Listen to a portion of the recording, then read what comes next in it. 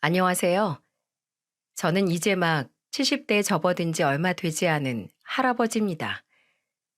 이제껏 살아오며 내 이야기를 누군가에게 처음부터 끝까지 쭉 이야기해 본 적은 없었는데 제 인생에 가장 기가 막히고 충격적인 일들을 겪고 나니 어딘가에 털어놓지 않으면 속 시끄러워서 잠을 못 자겠더라고요. 여러분은 온 평생을 다 바친 사람한테 배신을 당해본 일이 있으신가요? 그런 일을 당하면 아무리 저처럼 무뚝뚝한 시골 할아버지라도 속에서 천불이 나지 않고는 못 베깁니다. 제가 그 산 증인입니다. 제가 겪었던 모든 일을 여러분께 전부 털어놓고 조금이라도 속이 편해지길 바라며 이렇게 부족한 글을 몇 자 적어보려 합니다. 부디 끝까지 제 이야기를 들어주시길 바랄게요. 저는 서울에서는 한참 먼 시골에서 나고 자랐습니다. 제 한평생을 이곳에서 지내왔죠. 저희 집안은 저희 아버지, 할아버지 때부터 뱃일을 하셨어요. 그러다 아버지가 저에게는 위험한 뱃일이 아닌 육지에서 하는 일을 하라고 말씀하신 게 제가 양식장을 차리게 된 이유였죠. 물에서 아주 벗어나진 않았지만 아버지는 제 선택을 가실 때까지 만족해 하셨습니다. 어린 나이에 아버지 말씀을 따라 차린 양식장을 이제껏 운영해 오면서 저는 제 아들들 역시 대학교까지 전부 보냈어요. 그 과정에서 제 아내가 참 고생을 많이 했었죠. 아내는 저와 같은 깡시골 어촌에서 나고 자란 사람이었기에 사실 어린 시절부터 안면이 있었어요. 그저 내성적인 소녀인 줄 알았는데 커가면서 동네에서 손에 꼽히는 미녀가 되었죠. 그래서 제가 장가 갈 때는 주변 사람들에게 아내에게 잘해주라는 소리를 귀에 못이 박히도록 들었답니다. 그런 아내와 함께 양식장을 꾸려나가면서 온갖 시행착오를 많이 겪었는데 그 과정에서 아내는 참 고생을 많이 했어요. 그럼에도 싫은 소리 하나 안 턴 착한 사람이었습니다. 저희가 하는 양식장은 전복을 주로 했는데 저는 무엇보다 질이 좋아야 고객의 신임을 살 수 있다고 생각하거든요. 그래서 그 고집을 지키느라 그렇게 많은 시행착오를 겪었던 것 같습니다. 그래도 어느 정도 일이 익으니 처자식 먹여 살림만큼은 키울 수 있었어요. 저희는 아들만 둘을 키웠는데요. 요즘 사람들은 많이 달라졌다지만 저희 때야 큰아들이라고 하면 집안의 기둥이라는 게 아주 당연했던 때였어요. 그래서 큰아들을 교육시키는데 아주 열심히였습니다. 큰아들만큼은 저희가 사는 시골이 아닌 도시에 있는 학교를 보내려고 많이 노력을 했죠. 그런데 큰아들이 도시에 있는 학교를 다니기 시작하면서부터 이놈이 자꾸 삐딱선을 타기 시작하더군요. 원래는 제 엄마한테도 아들 같지 않게 살갑게 굴던 녀석이 자꾸 말이 없어지고 묘하게 제 가족들을 무시하기 시작하는 것이었습니다. 말끝마다 이런 총구석에서라는 말을 달면서요. 어떻게 반찬이 맨날 이 비린내 나는 생선밖에 없어요. 여기 문방구에선 살 게 없다니까. 이런 총구석에서 산 걸 학교에 어떻게 들고 가?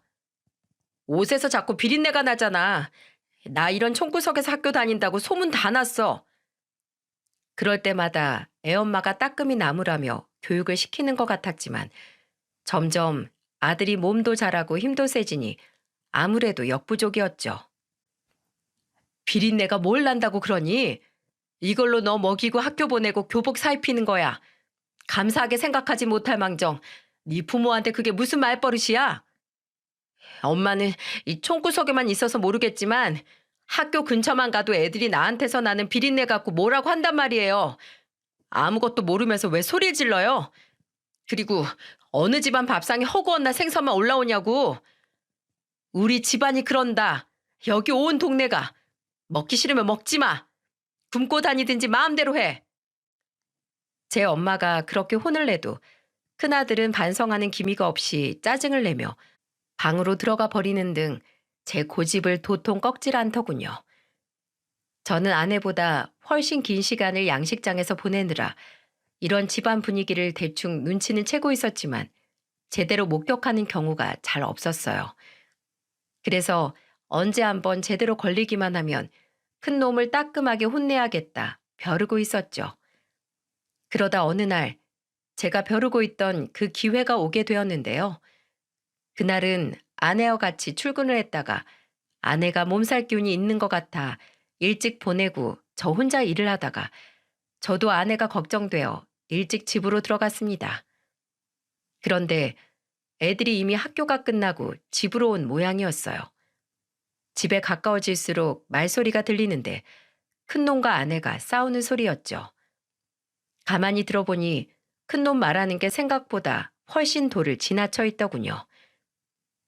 내가 다른 거 요구했어요? 학교 공부에 필요한 문제집이라고요. 여기 앞에 서점에서도 똑같은 문제집을 파는데 왜 굳이 학교 근처에 있는 서점에서 사야 한다는 거냐고. 거기가 온 동네 평판이 아주 안 좋더라. 일부러 가격을 다 올려받는다고 말이야. 그런데도 꼭 거기서 사야겠어? 여기서 파는 건 다 더러워져 있잖아요. 전부 못 배운 시골 사람들이 파는 건데 깨끗한 것도 얼마 없고. 다 새 책이야. 너 그리고 뭐? 다 못 배운 시골 사람들이라고? 지금 네가 입고 먹고 용돈 타가는 거 다 그 시골 사람들이 벌어다 주는 거야. 잘 배우라고 도시에 있는 학교 보내놨더니 겉멋만 잔뜩 들어가지고 아주 그냥. 아, 그럼 됐어요. 그냥 됐다고요.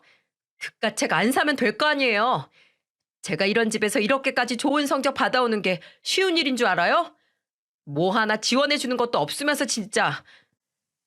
여기까지 듣고 저는 단박에 집 안으로 들어가 큰 놈의 뒷덜미를 잡아챘습니다. 아내도 깜짝 놀라고 제게 뒷덜미가 잡힌 큰 놈도 깜짝 놀라더군요. 그때는 그나마 어릴 때라 만만한 엄마보다는 아버지가 무섭긴 했을 테죠. 너 이 자식, 네 엄마한테 무슨 말버릇이야? 이게 집안 기둥이라고 곱게 공부시키려고 했더니만 기고만장해져가지고, 어? 제 부모한테 어디서 배운 버르장머리냐고. 이리 나와. 넌 네 엄마가 해주는 밥 얻어먹을 자격도 없고 내가 번 돈으로 입고 재울 자격도 없다. 나가. 어디 그렇게 잘났으면 나가서 빌어먹고 살아봐라. 그리고 큰 놈을 질질 끌고 나와 현관 밖으로 내쫓아버렸죠. 막상 아들을 내쫓으니 애엄마는 저를 따라 나오며 말리더군요. 아이고, 너 빨리 아버지한테 잘못했다 그래. 빨리. 당신도 살살해요. 쟤 내일 학교 가야 하는데. 아이고, 그만해요, 그만해. 너 빨리 아버지한테 잘못했다고 안 해? 그래도 큰놈이 하라는 사과는 안 하고 벙벙하게 서 있기만 하길래 아내를 데리고 들어가 버렸어요. 현관문을 아주 매정하게 걸어 잠그고서요. 밤늦게 거의 12시가 다 돼가서야 나가보니까 그 사이에 아들은 울었는지 눈이 퉁퉁 부은 채로 쭈그려 앉아있더군요. 저를 보더니 개미만한 소리로 아버지, 잘못했어요. 제가 잘못했어요, 아버지. 라며 용서를 빌길래 한 번만 더 엄마한테 대들면 가만두지 않겠다고 으름장을 놓고 들여보냈죠. 그런 큰 사건이 있고 나서 큰아들은 확실히 별다른 말썽을 부리지 않았어요. 다만 집 안에서 말수도 적어지고 가족과 벽이 생긴 듯한 느낌이었습니다. 그래도 중학교 졸업하고 점점 머리가 커가면서 철이 들었는지 나중에는 제 엄마도 챙기고 동생도 챙기는 모습을 보이더군요.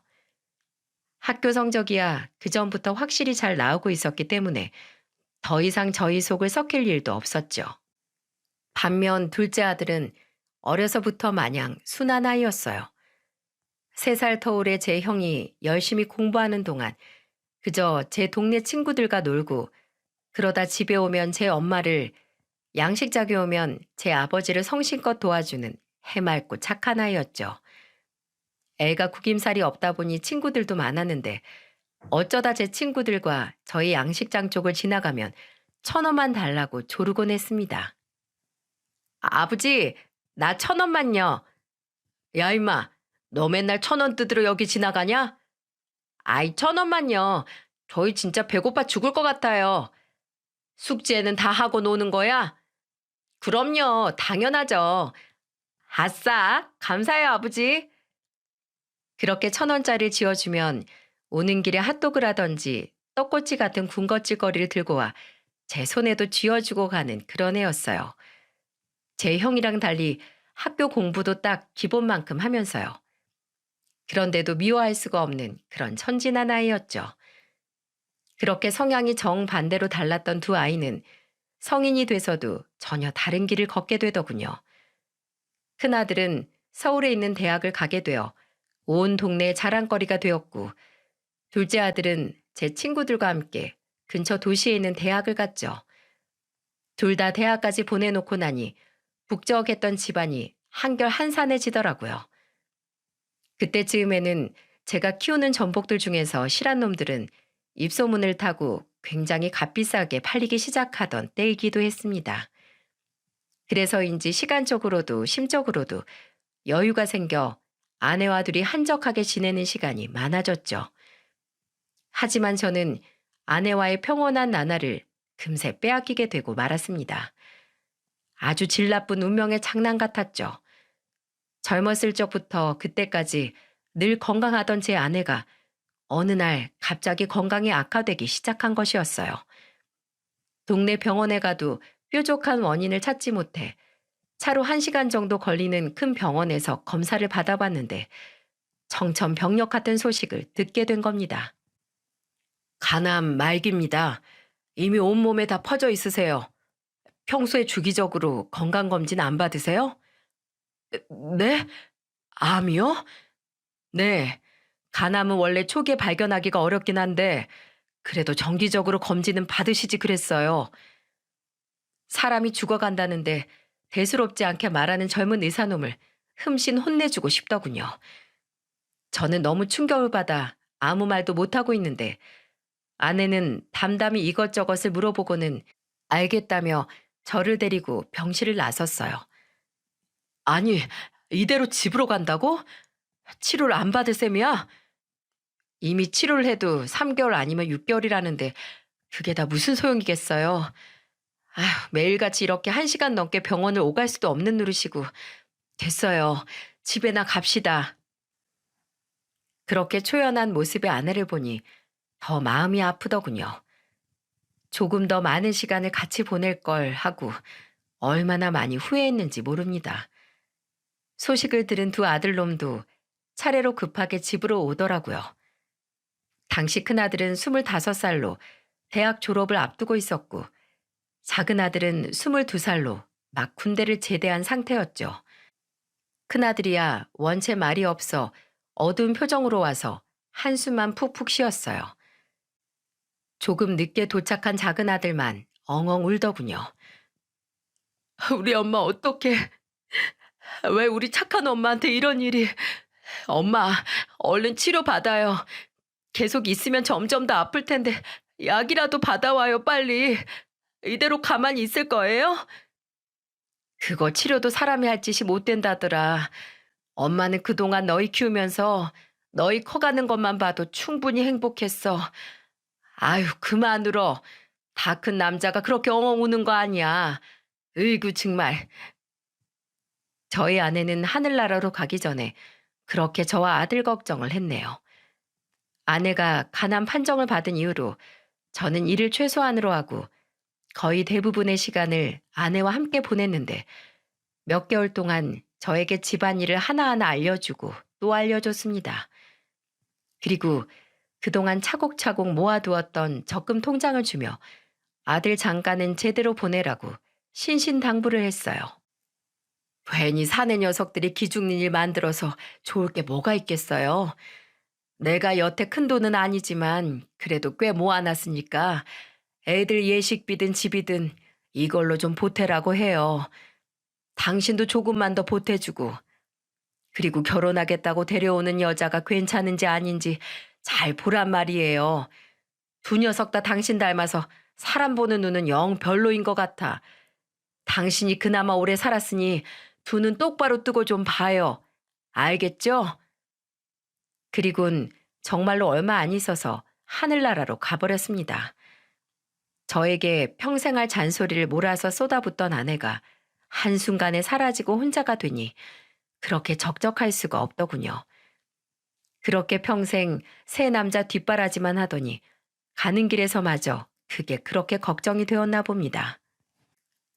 저는 아내가 남겨준 자금을 그대로 보관하며 아내가 했던 대로 똑같은 금액을 다달이 모아놓고 있었죠. 세월이 또 꽤 지나고 아내의 빈자리도 어느 정도 익숙해질 때쯤 서울에서 지내는 큰아들이 저를 찾아왔습니다. 결혼하려는 여자를 만났다며 소개를 시켜주겠다고 말이죠. 큰아들은 대기업까진 아니지만 그래도 꽤 알아주는 중견기업에 취직을 해서 다니고 있었는데 그 회사 안에서 만난 여자라고 하더군요. 그렇게 만난 며느리의 첫인상은 사실 그렇게 좋지가 않았어요. 저를 처음 보는 자리라 예의를 차리려고 노력하는 건 보였지만 말하는 게 되바라진 느낌이 들더군요. 어머, 그럼 아버님은 계속 시골에서만 사셨던 거예요? 우와, 그래서 이렇게 건장하시구나. 너무 공기도 좋고 건강할 것 같아요.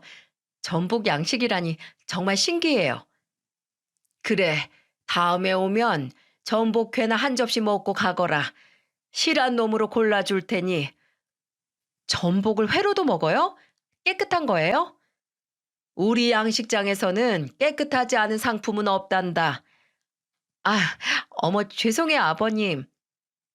순수한 건지 멍청한 건지 첫 만남부터 신경을 거슬리게 하는 말들을 해대던 애였죠. 하지만 당시에는 그냥 잘 모르는구나 하고 넘겼어요. 그리고 제가 결혼을 딱히 반대하지 않았던 이유는 며느리는 좀 별로여도 사돈 집안이 참 사람들이 괜찮은 것 같았기 때문이었답니다. 사돈 어른은 환경미화원으로 오래 일을 하셨다는 양반인데 딱 봐도 인상이 선하고 부드러워 보였고 안사돈 역시 마찬가지였거든요. 결혼 후에도 사돈 내외와는 좋은 관계를 유지했죠. 어쨌든 큰아들이 장가를 간다니 저는 아내와의 오래된 약속을 지키기 위해 아내가 평생 모아왔던 돈을 꺼냈습니다. 그 당시 그 통장에 들어있던 돈은 2억이었어요. 저는 결혼을 앞둔 큰아들 내외를 불러 아내의 통장을 넘겨주며 말했죠. 네 엄마가 평생 모아두었던 돈이다. 이걸로 너희 신혼집 마련하는데 보태도록 해. 네 엄마는 나한테 돈을 좀 더 보태라고 했다만 지금 내 사정이 이래서 일단 네 이름으로 부족한 돈이 있으면 대출을 받던지 해봐라. 내가 그 다달이 이자 내는 걸 좀 도와줄 테니 네 엄마가 가는 길에도 너희 장가 보내는 걸 그렇게 신경 썼어. 헛되이 쓰지 말거라.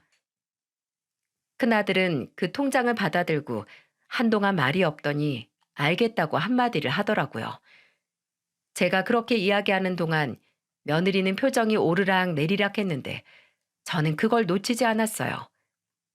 제가 모자란 돈은 알아서 메꾸라고 할 때는 표정이 금방 굳어졌다가 다달이 이자 갚는 걸 도와주겠다고 하니 아무 일 없었다는 듯 평온해지더군요. 그 모습을 보고 며느라가가 돈 욕심이 상당하다는 걸 눈치챌 수 있었어요. 하지만 별다른 행동은 없이 조용히 있길래 저도 딱히 다른 말은 하지 않았죠. 그 당시에 제가 사정이 좋지 않았던 이유는 몇 년 만에 큰 태풍이 해안가를 덮쳤기 때문이었습니다. 제가 바닷가 마을을 살면서 많은 태풍을 겪었지만 그 해의 태풍은 정말 심각한 정도였거든요. 그나마 다른 곳보다 저희가 집도 양식장도 내구성 있게 지어놓아 피해가 덜하긴 했지만 한동안 현금 융통이 잘 되지 않을 정도로 꽤 타격을 입긴 했었죠. 그런 제 사정을 알고 있던 큰아들은 알아서 대출을 알아보고 서울 직장 근처에 있는 5억짜리 아파트를 구하더군요. 그래도 번듯이 살고 있는 모습을 보니 마음이 놓였어요. 큰아들 장가도 잘 보내고 작은 아들도 제 집과 멀지 않은 곳에서 제 밥벌이 잘하며 지내고 있으니 더 이상 아들놈들 한동안은 걱정 없이 제 양식장을 복구하는 데만 집중할 수 있었습니다. 그런데 이 인생사 참 알다가도 모를 일이지요. 큰아들을 장가 보내고 1년쯤 지났을까요? 양식장을 복구한 지 얼마 안 되어 적자만 나던 이 시기에 신기하게도 제게 커다란 기회가 생기게 되었어요. 어느 날 서울에서 아는 사람들은 다 안다는 유명한 사람이 찾아온 겁니다. 저에게 대뜸 명함을 내밀며 자신을 요식업체 대표라 소개한 그 사람은 전국에 있는 자신의 매장에 제 상품을 납품받고 싶다고 하더군요. 근처에 횟집을 찾았다가 그곳 상품들이 사장님 양식장에서 키워진 거라고 들었습니다. 품질이 상당하더군요. 이 지역에 지난 여름 엄청난 태풍이 휩쓸고 갔다던데 그럼에도 불구하고 그런 퀄리티가 유지된다는 게 놀라웠어요. 사장님 상품들을 저희가 직접 납품받고 싶은데 어떠십니까? 당시 저는 아직 제 양식장을 온전히 복구하지 못한 상태라 선뜻 대답하지 못하고 있었어요. 그러자 그 대표는 천천히 생각해 보라며 자리를 떠났죠. 하지만 저는 깊은 고민을 할 겨를이 없었습니다. 곧바로 큰아들 내외에게 연락이 왔기 때문이었는데요. 결혼한 지 1년 만에 며느리가 임신을 했다는 소식이었어요. 그전까지 며느리를 탐탁지 않게 여기긴 했지만 그래도 손주를 보게 되니 대견하다는 생각이 들더군요. 그래서 그해 명절에는 시골에 내려오지 말고 몸조리에 신경 쓰라고 배려를 해줬어요.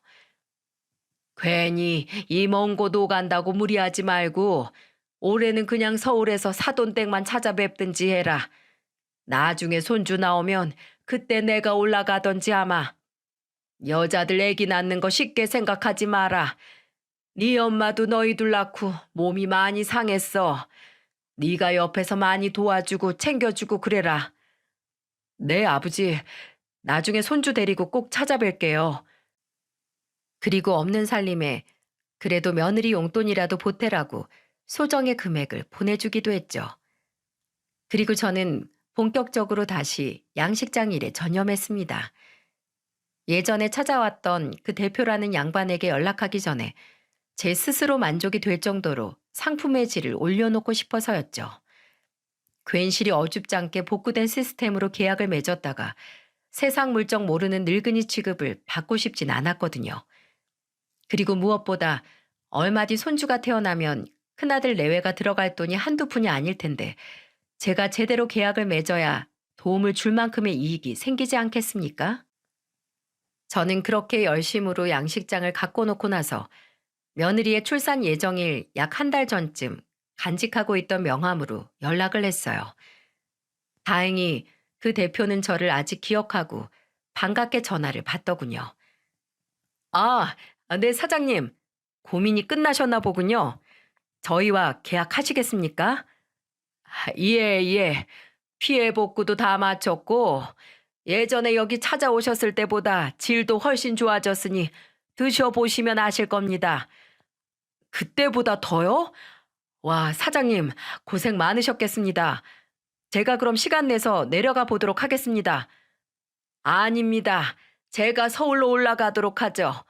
어차피 가족 일도 있고 그래서 다음 달쯤에 올라가 보겠습니다. 예, 알겠습니다. 그렇게 하시죠. 저는 그렇게 계약 날짜를 잡아놓고 일부러 며느리가 손주를 막 출산했을 즈음에 올라가려고 생각을 하고 있었어요. 계약을 하기로 한 그 대표는 저더러 오시는 김에 실제 식당에 들렀다 가라더군요. 미리 말을 해놓을 테니 금액 상관하지 말고 식사를 하고 가라는 것이었죠. 역시 큰 사업체를 운영하는 사람이라 그런지 배포가 참 크고 배려가 좋구나 하는 생각이 들더군요. 그래서 하루 만에 다녀올 일정을 조금 늘려 이틀을 잡기로 했고 큰아들의 집에서 하루만 신세를 지기로 했습니다.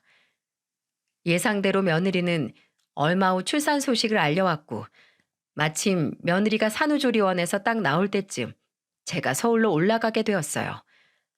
먼저 서울에 올라가자마자 계약서에 사인부터 하고 그 이후에 대표가 말한 곳에서 음식 맛을 보았습니다. 난생 처음 먹어보는 고급진 맛이 나더라고요. 가격도 한 접시에 몇십만 원씩 하는 최고급 요리들이더군요. 이런 고급 음식점에 납품을 하면 앞으로 큰 돈이 벌리겠구나. 그럼 큰아들 대출금도 갚아주고 작은 아들 장가 보내기도 넉넉하겠군 하는 생각이 들어 흡족했답니다. 그런 좋은 마음으로 큰아들 집에 갔는데 며느리와 큰아들이 다 저를 기다리고 있었어요. 갓 태어난 손주는 제 어미 품에 안겨 곤히 잠들어 있었는데 그 모습을 보니 얼마나 만감이 교차하던지 제 아내 생각이 참 많이 났어요. 저는 표현이 서툴러 적당한 말을 해주지 못했지만 아내가 있었다면 분명 굉장히 좋은 말들을 해줬을 겁니다. 너무 예쁘다던지 수고했다던지 하는 말들이요. 그래서 저도 나름 노력하기는 했어요. 어머, 오셨어요? 그래, 고생 많았다, 아가. 애는 건강하니? 네, 예정일보다 좀 일러서 걱정했는데 다행히 아주 건강하대요. 막 출산했을 때가 3.8kg였나? 그래, 그 정도면 됐다. 고생했다. 애 보는 내일이 신세지게 되어 미안하구나. 아니요, 아버님. 방 미리 치워놨는데 괜찮으실지 모르겠네요. 오늘은 이 방에서 주무시면 되세요. 그래, 그리고 이거. 너 산후조리하는데 도움되라고 좀 싸왔다. 아이고, 이 귀한 걸. 감사합니다, 아버님. 저는 미리 가장 실한 놈들로 골라 담아온 전복들을 며느리에게 주었죠.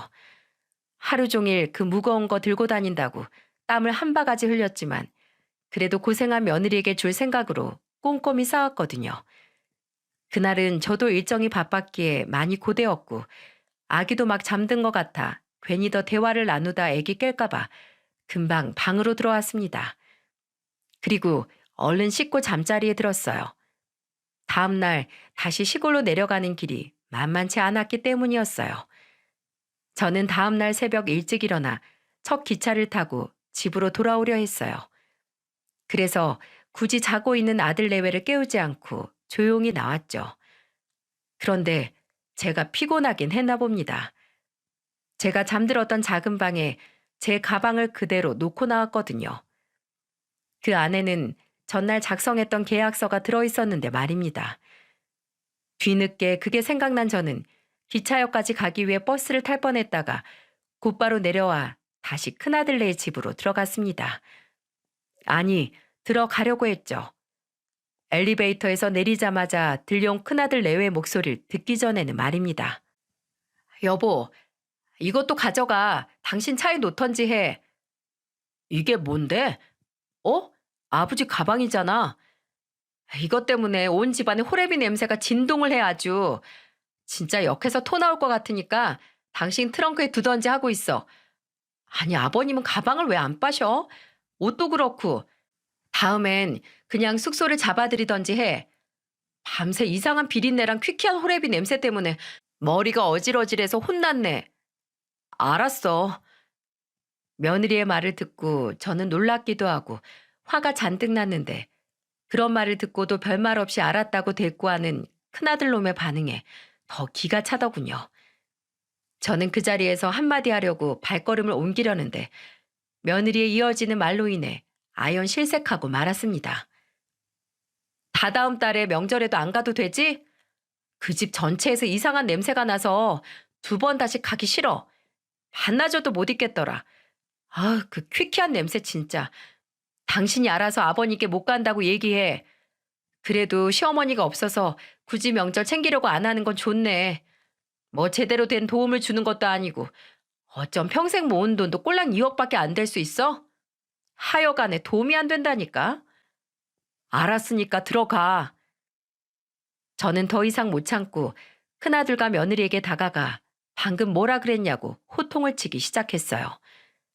큰아들이 살던 아파트는 한 엘리베이터를 4세대가 같이 쓰느라 큰아들의 집이 엘리베이터에서 더 들어가야 보였거든요. 그래서 큰아들과 며느리의 입장에서는 제가 갑자기 튀어나온 것 같이 보였을 거예요. 아주 기함을 하며 놀라더군요. 뭐? 무슨 냄새가 나? 너 그게 네 시애비한테 할 소리야? 꼴랑 2억이라니. 그게 네 시애미가 평생 지 아들 장가 보내겠다고 모아둔 돈이었다. 그러는 너는 혼수도 못하나 제대로 해온 것 없으면서 뭘 잘났다고 불평이야 불평은. 그 꼴랑이 역으로 니네가 여기에라도 몸 누이며 사는 줄 알아. 아주 손주 좀 봤다고 오냐 오냐 해주니까 기고만장해져서는 가방 일이네. 아버님, 다 들으셨어요? 아주 온 동네 사람들 다 들으라고 떠벌리던데 그걸 못 들었을 거라고 생각하는 거냐?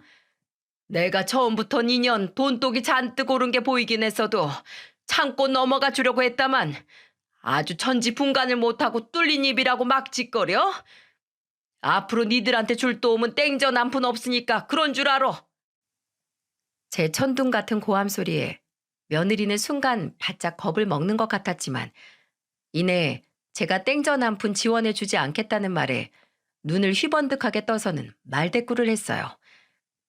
아주 끝까지 반성하는 기미 따윈 전혀 없고 자기만 잘났다는 듯 구는 태도에 질려버리고 말았네요. 어머 아버님, 그건 아니죠.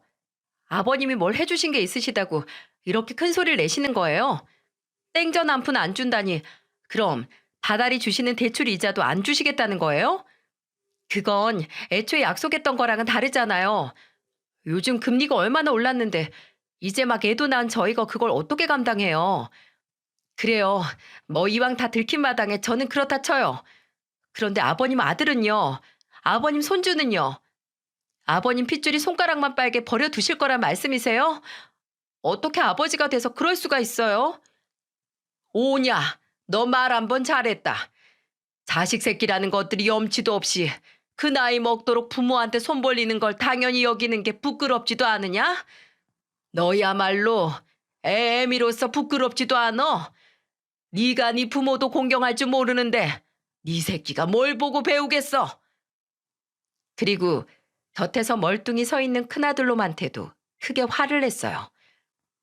그리고 너는 집안의 가장이 돼서 네 처가 이렇게 버르장머리 없이 구는 걸 그냥 가만히 두고 앉았어? 네 애비 욕 보이는 소리들을 듣고도 아무런 감정도 안 들더냐? 그러고도 네가 우리 집 장남이야. 그동안 냄새나는 내 물건들, 냄새나는 우리 집 욕하는 소리 들으면서도 잘도 놀아놨구나. 너희 부부가 그렇게 콧대가 높으면 이제 니네가 알아서 살던지 해라. 나는 일절 도울 것 없으니 아주 되바라지기가 짝이 없는 년을 집안에 들였어. 이런 몹쓸놈 같으니라고. 큰아들 놈은 제가 이렇게 혼을 내는 동안에도 아니다, 오해하셨다와 같은 말은 하나도 내뱉지 않은 채로 조용히 서 있더군요. 저는 그런 큰아들의 태도에도 아주 크게 실망을 했어요. 아주 둔 연놈이 다 꼴도 보기 싫어서 그날은 그렇게 집으로 내려와 버렸습니다. 그리고 그 다음 날부터 바로 큰아들 내외에게 들어가던 지원을 일절 끊어버렸죠. 그랬더니 그달 말에 사돈 어른한테서 바로 연락이 오더라고요. 연락이 온 날은 큰아들 집에 다녀온 지 약 2주째 되는 날이었어요. 사돈 어른, 안녕하십니까? 잘 지내십니까? 다름이 아니라 우리 딸애한테서 연락이 왔는데 갑자기 대출 이자를 갚아야 한다며 돈을 요구를 하더군요. 그런데 저희는 이 내용을 생전 처음 듣는 이야기라서요. 혹시 무슨 다른 일이 있나 싶어 캐물어도 어물쩡 대답을 흐리며 속 시원히 말을 안 해주네요. 혹시 사돈 어른께서 아시는 거 있습니까? 예, 아주 잘 알죠. 그 고약한 연놈들, 제가 매달 지원해주는 돈 가지고 감사한 줄도 모르고 살면서 지 시애비 욕을 그렇게 합디다. 호래비 냄새가 난다는 둥, 비린내가 난다는 둥, 받아먹을 건 다 받아먹으면서도 자기네한테 해준 것 하나 없다며 적반하장으로 버르장머리 없이 굴길래 그 집으로 보내던 돈 전부 다 끊어버렸죠. 제 아들놈도 모자라긴 마찬가지여서 지 와이프가 지 애비한테 바락바락 대드는 모양을 그냥 손 놓고 지켜보고 있더이다. 그 꼬라질 보고 있자니 나도 자식 농사 참 말아먹었지만 그건 사돈도 마찬가지더군요. 어떻게 딸애가 그렇게 되도록 키우셨습니까? 사실 며느리가 그렇게 못돼 처먹은 게 사돈한테 화를 낼 건 아니었을지 모릅니다. 하지만 사랑 감정이라는 게 그 순간에는 며느리를 그렇게 키운 사돈도 분명 잘못했다고 생각을 할 수밖에 없더군요. 그래서 사돈에게 마구 따지며 화를 냈어요. 그러니까 사돈은 정말 깜짝 놀라며 되묻더라고요. 호레비 냄새가 난다고요? 비린내, 그런 소리 합니까, 제 딸이? 예, 아주 제 앞에서 대놓고 그렇게 말을 하면서 바락바락 대들더라고요. 저는 그냥 앞으로 그 집 애들은 내 애도 내 가족도 아니라고 생각하고 살 테니까 그런 줄 아십시오. 대출 이자를 갚든 못 갚든 지들 팔자지요. 사돈 어른은 제 말을 듣더니 심각한 목소리로 예, 일단 알겠습니다. 사돈 제가 죄송합니다. 다시 연락드리겠습니다. 라는 짧은 말을 남기고 전화를 끊었어요. 그런 사돈의 대답이 밍숭맹숭해서 마음에 들진 않았지만 평소 사돈은 괜찮은 사람이었기에 그쪽도 당황을 했나 보다 하고 넘겼죠. 그런데 저와 통화를 하고 이틀 만에 사돈은 저를 찾아왔어요. 저희 집으로 직접 말입니다. 사돈의 뒤에는 머리가 산발이 된 며느리도 함께였죠.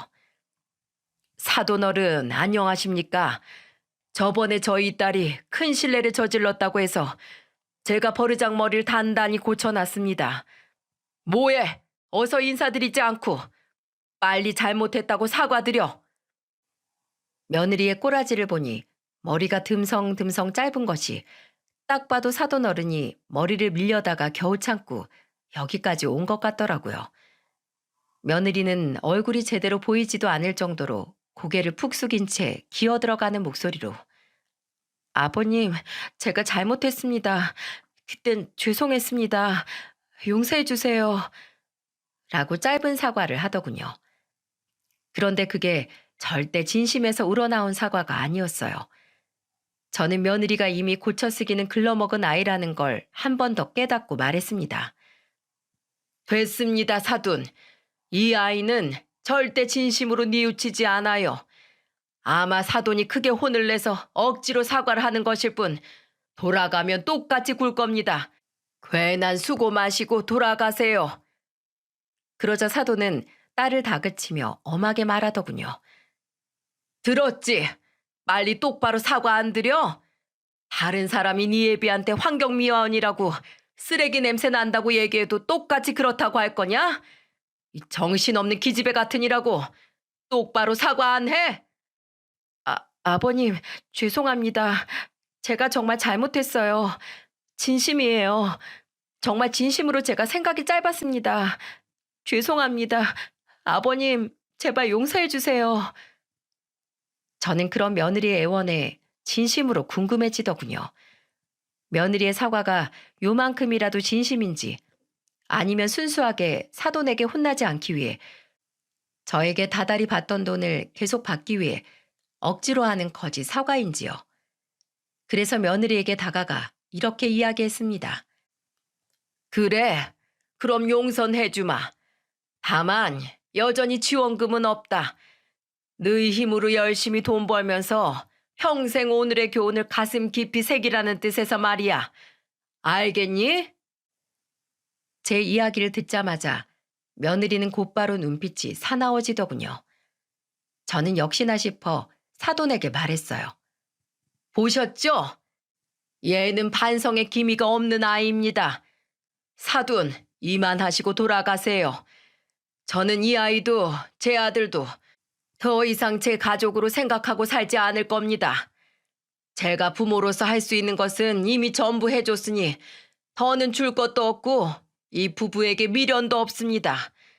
죽은 자식들이라고 생각하고 살려고요. 사돈은 제 딸의 모습에 아연실색하더니 어쩔 수 없이 돌아가셨죠. 끌려나가는 며느리를 보며 조그만 욕심을 버린다면 더 많은 지원을 해줄 수도 있었는데 그걸 모르고 저렇게 기고만장한 모습이라니 마음을 악독하게 먹으면 제 앞길만 망칠 뿐이구나 하는 생각이 절로 들었답니다. 그리고 이 모든 소란 중에도 코빼기도 모습을 비치지 않은 큰아들에게 제대로 실망을 할 수밖에 없었고요. 결국 그해 명절은 저와 작은 아들 둘이서만 시간을 가지게 되었고 저에게 이야기를 전해들은 작은 아들 역시 큰아들 내외랑은 아예 연락을 끊어버렸다고 해요. 그 후로 6개월이 흘렀습니다. 저는 그동안 굉장히 바쁜 삶을 살았어요. 저희 양식장 전복을 납품받기 시작한 그 업체에서는 전복을 이용한 새로운 신메뉴를 선보였는데 그게 굉장히 히트를 쳤기 때문이었죠.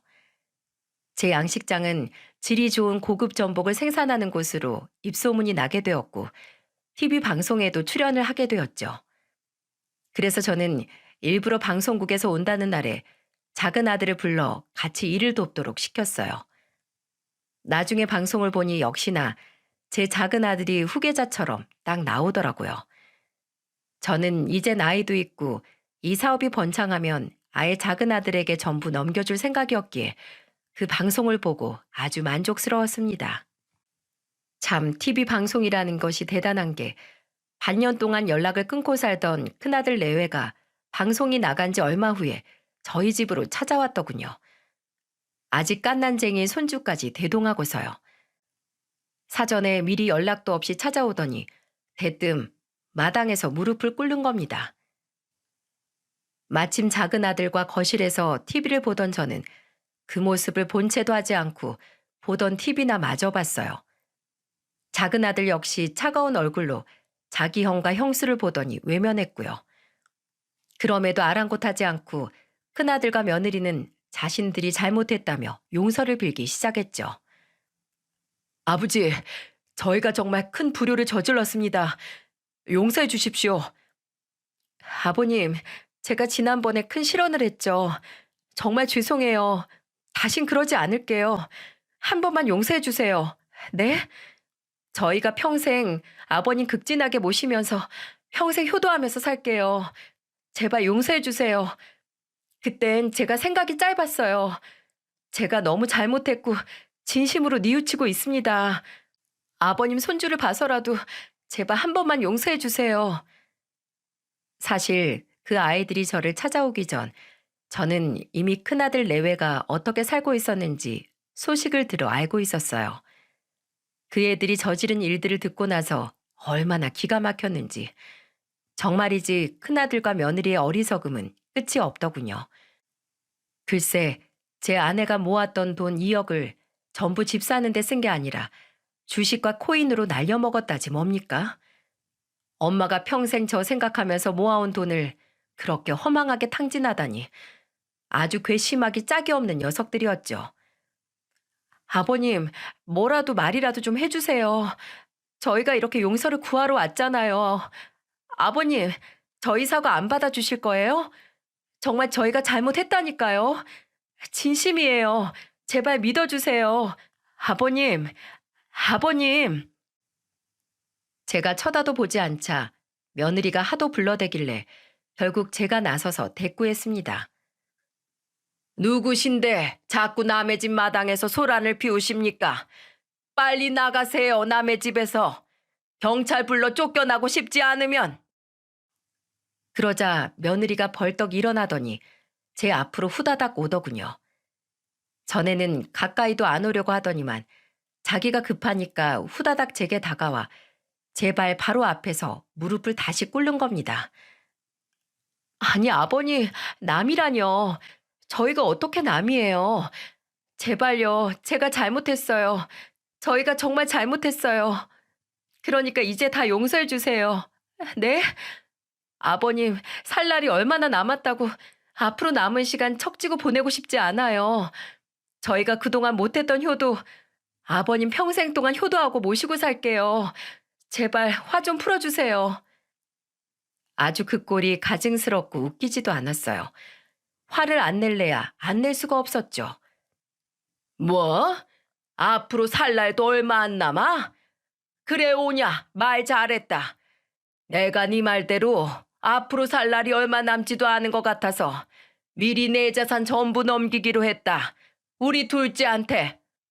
부모 피 빨아먹어서 얻은 재산으로 허황된 꿈만 쫓다가 전부 날려버렸다더니 이제 와서 콩고물이라도 얻어먹겠다고 기어들어온 게냐? 꿈 깨라.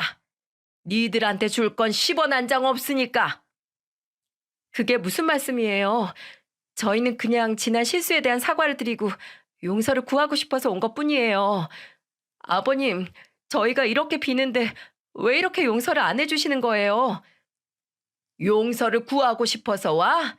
니네가? 참나, 지나가던 똥개가 웃을 일이다. 내가 천국 간 네 시애미가 남겨준 돈으로 집 사는데 보태라고 했더니만 그걸 낼름 가로채가? 어? 그러면서 주식이니 코인이니 그저 일확천금만 노리면서 흥청망청 써댄 거잖아. 내가 모를 줄 알았어? 아버님, 그걸 어떻게... 아니, 흥청망청이라뇨, 아버님. 그것도 엄연히 재테크고 경제활동이에요. 아버님이 양식장 하는 거랑 똑같은 거라고요. 저희 한 번만 더 기회 주시면 진짜 열심히 살게요. 저희 대출 이자만이라도 어떻게 해주시면, 다시 한 번만 더 기회 주시면 재산 안 날리고 2배, 3배로 불릴 수 있어요, 아버님. 아직도 정신 못 차렸구나. 그 돈이 어떤 돈인데 함부로 날려놓고 그딴 소리를 해. 시끄럽다. 너흰 이제 내 자식도 아니고 핏줄도 아니니까 이만 물러가거라. 얼른 내 집 마당에서 나가. 제가 불같이 화를 내니 며느리는 큰아들에게 가서 당신이라도 좀 어떻게 해봐 라며 닥달을 하더군요. 큰아들은 쭈뼛쭈뼛 일어나 제게 오더니 말을 꺼냈어요. 엄마가 주신 돈은 아마 조금만 더 있었으면 제대로 된 주식도 같이 살 수 있었을 건데 그건 저희가 정말 흥청망청 쓰려고 했던 게 아니라. 저는 그 말을 끝까지 듣지도 않고 그 녀석의 뺨을 있는 힘껏 내려쳤습니다. 그래도 분이 풀리지 않아 한 번 더 내려쳤죠. 너는 그저 네 생각밖에 못하는구나. 이 못난 놈 같으니라고. 여직 네 와이프 뒤에 숨어 있다가 나와서 한다는 말이 고작 그거냐? 그게 어떤 돈인지 알아? 네 엄마가 한 푼 두 푼 평생을 꼬박 모은 돈이었다. 그걸 알고도 소중히 다루지 못하고 전부 날린 주제에 어떻게 그딴 소리 찌꺼려. 대출 이자? 꿈도 꾸지 마라. 네 새끼 가지고 동정심 유발하려고 들지도 마. 앞으로 내 아들은 하나다. 큰아들은 이미 반년도 전에 죽었어. 알아들었으면 네 처자식 데리고 나가. 더 이상 내 눈앞에 나타나지 마라. 자신들의 작전이 먹히지 않자 며느리는 혼비백산해서 정말 제 바지가랑이라도 붙잡을 요량이었어요. 그런데 마당에 경찰이 들이닥치더군요. 큰아들 내외가 도저히 제 발로 안 나갈 것 같으니 작은 아들이 신고를 한 것이었죠. 경찰은 상황을 파악하곤 곧 큰아들 내외를 끌어냈습니다. 큰아들은 터덜터덜 끌려나가고 며느리는 끝까지 저를 부르며 도와달라고 부르짖다가 나중에는 제 뜻대로 안 되자 마구 욕을 퍼붓더군요. 역시 고쳐 쓸만한 사람이 아니었어요. 그날 이후로 정말로 큰아들 내외와는 연락을 끊어버렸습니다. 작은 아들의 도움으로 제가 핸드폰 번호도 바꾸고 아예 집도 이사를 가버렸거든요. 마지막으로 소식을 들은 건 그 아이들은 계속해서 대출 이자를 갚지 못해 결국 살던 집이 넘어가게 생겼다더군요. 저는 거기까지만 딱 듣고 아예 귀를 닫아버렸어요.